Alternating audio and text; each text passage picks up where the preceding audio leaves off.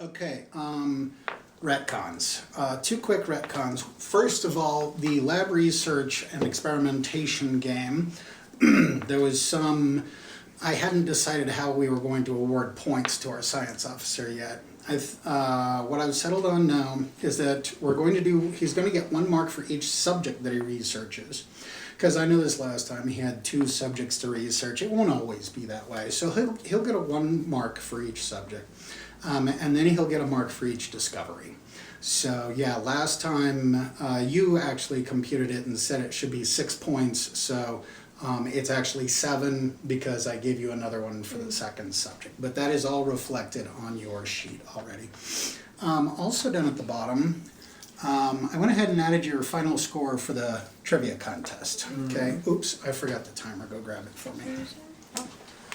Now, for our winner, I've been trying to think of what to do for the winner or for the winning team or with the points, and we've been changing things around the house. I've been busy. I haven't given all of that a lot of thought. But what I thought we could at least do is award our story expert some special red traveler dice that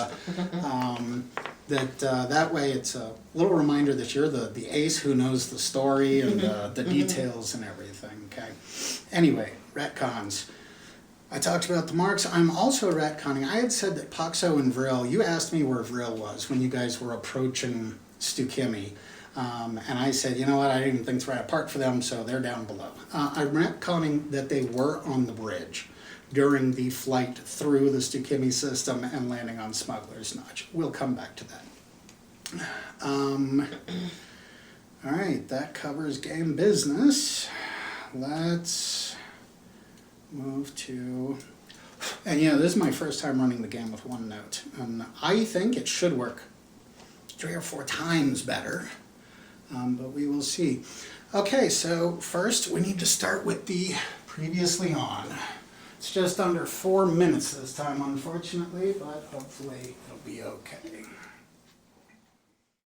Previously on Doulos Corp. Says, Minkle, Harcourt, Lavin, Minkle, Mink. When you're in a hurry, I had a business meeting on Brindle where I acquired an item that somebody else is willing to pay a lot of money for. So I went to Brindle, I acquired it, got on my ship, went to go to Smuggler's Notch, and my jump drive failed. I have got to get this case to Smuggler's Notch in 5 days. And you guys can't make it in 5 days, so this is what I'm saying, that I'm already late. 10,000 in your hand before we even leave. And then there'll be another 15 when I get my business transaction done on Smuggler's Notch. You can count it. That is my last 10,000 credits there. You guys are just gonna go with me to this club called Happy Jacks. I'm gonna do a business transaction. I'm gonna be walking out of there with a lot of money, and then I'm gonna give you your share. So, how many people there know you? Everybody. I practically grew up there. Me and my old man. Smuggler's Notch is like a home for me. I plan on staying a while. I'll have somebody pick my ship up later. I think that Bosk and Baranix should spend as much time with our guest as possible. I think we need to learn as much as we can about Smuggler's Notch. I think you could build a relationship with trust, you guys both, and get as much, spend the whole week kind of, asking questions throughout the week. So we could find out from him the layout, all the stuff we can buy, where we would need to buy it. What are the dangerous things? Are there things we need to be aware of? She's going to study mink for Streetwise. And then yes, there it is. There's the moon. Smuggler's Notch, he declares. It is small and dark, brown and hazy. You guys break Atmo and it's even more uninspiring. Now, where you entered was well past the Terminator into daytime, so it should be mid-morning or so, but the ground below is dark, buried beneath a polluted sky. The light below is orange, but not a lively, bright, living orange. It's more like rust, dismal and shadowy, unreal. You are flying over what was obviously once a thriving metropolis, and now it's just miles and miles and miles of destruction. Among the buildings, and there are thousands of them, there are very many tall buildings, towering skyscrapers, or at least they were. A few are crumbling ruins. Some have crumbled all the way down, and there are small mountains of the rubbleless remains. Between the crumbled buildings and mountains of rubble, all of the level open space on the ground is filled with ships of every size and configuration. There are fighters, traders, scouts, military and civilian, gleaming as well as battered. You are searching for a spot to land the ship. And you find a spot at the edge of a small mountain, a mountain of rubble, okay? And Mink says that you are 2 or 3 miles away from where you're headed at the hub of all of this.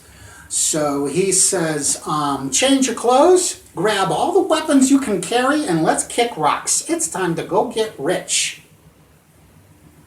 And we are going to leave it there for this time. Okay, so as seen in the video, Baranix, Bosk, and Hira all spent time with Mink during Jump Week, okay? Now, going off of everything that Eric said, I think it is completely reasonable to say that Bosk and Baranix talked to Mink about what to expect in the outskirts and will therefore have a tactical advantage in the minigame that we're going to play, okay? And we saw that Hira talked to Mink more about wait a minute. We're going to say that Mink and Hira talked more about commerce and trade and even cultural stuff. That will come up in later sessions. I also said that Mink had a short sword, and I said it was a Machaira, and I originally envisioned what's called a Gladius. But as I looked around for a pick of one, I decided that it is actually a Falcata. There it is. Just for reference, there is what a Falcata looks like, and it's not a fancy one. And I'm going to say it's like 20 to 24 inches long, so it's a little short sword with one very sharp curved blade. Okay. Does anybody think we missed anything important in the recap? Nope. Alrighty. Did we already decide what we're taking with us? We'll come to that in a moment. I first have to ask the question, are we ready for story time? Yes. Alright, well, I said I wanted to, before we cover what you're taking with us, but no, you didn't. I want to cover this fact that Poxo and Vril were on the bridge during the flight through the Stukimi system and landing on Smuggler's Notch. Vril was standing there next to Baranix at ship sensors as you guys were approaching. And he watches it all go by. The destroyed planets, the massacre of ships, the polluted moon. His face is stone and impossible to read. He thinks to himself, losers, criminals hiding out in a trash heap the size of a solar system. That's the kind of mysteries you encounter when wandering the stars. Do any of us ever turn out right, anywhere, despite rules, law, morality, or just natural cause and effect? It always ends up the same no matter where you go. Is this, and just more of this, all there really is? Nothing more? The answer to the ultimate question of life, the universe, and everything is what? Eat, drink, and be merry, for tomorrow you'll be just another blasted moon circling another slaughtered planet? And then Mink says it's time to change your clothes, grab your weapons, let's kick rocks and go get rich. Vril says, I'll be in the lab. And he walks off the bridge and he looks glum and disappointed. But as I said, we're also retconning that Poxo was on the bridge too. And he's next to Hira, watching the screens at comms. And as he sees the destruction and chaos, and by the way, there should be the bridge sounds. Alright, anyway, Poxo is next to Hira watching the screens at comms. As he sees the destruction and chaos, he thinks to himself, never did I imagine such horrors existed anywhere but my planet. So much suffering and loneliness. But my friends will help them, bringing them peace, transformation, and wise healing light. Eons from now, the dream pilgrims will exist like never before as we are aligned by the cosmic resonance cascade. As Bosk was looking for a place to land the ship, Poxo was looking down at the pulverized city below and thinking, "Seekers, look within and beckon yourselves. We exist, we self-actualize, we are reborn." Although you may not realize it, you are nothing short of a redefining uprising of bioelectric quantum resonance. But for now, that place looks really dangerous. So I think I'm going to go have a nap.